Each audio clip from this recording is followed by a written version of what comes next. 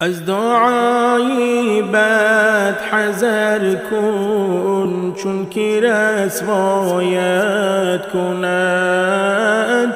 بی در و بی خانه و بی جای و معوایت کند.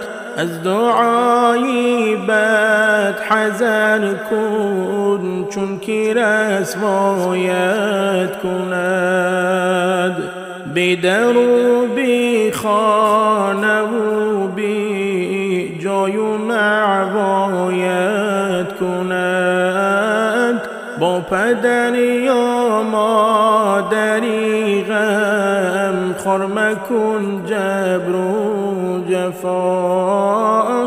گر دعایی بد کند چاهی بلا جایت کند. با پدر یا مادری غم خور مکن جبر و جفا. گر دعایی بد کند چاهی بلا جایت کند. اف مگو اندر جواب والدین گفتا خدا. گر بی گفتی دان خدا دان ندور رسوایت کند. اف مگو اندر جواب والدین گفتا خدا. گر بی گفتی دان خدا دان ندور رسوایت کند. گر بی خواهی که خدا بخشد گناهانی تو را. دور بی سازد از جهنم در بی هیچ جایت کند. گر بی خواهی که خدا بخشد گناهانی تو را.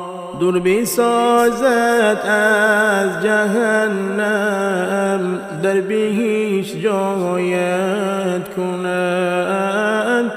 پس بیرو با والدین احسان بکن با خلق و مال.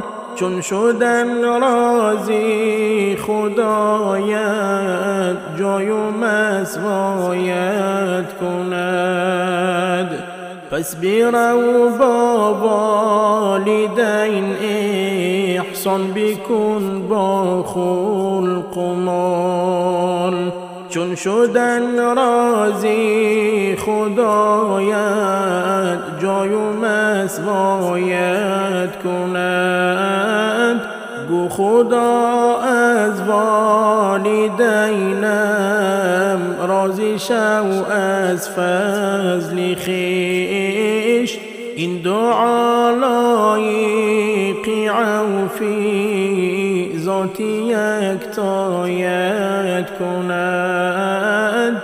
گو خدا از والدینم راضی شو از فضل خویش. این دعا لایق عفوی ذات یکتایت کند.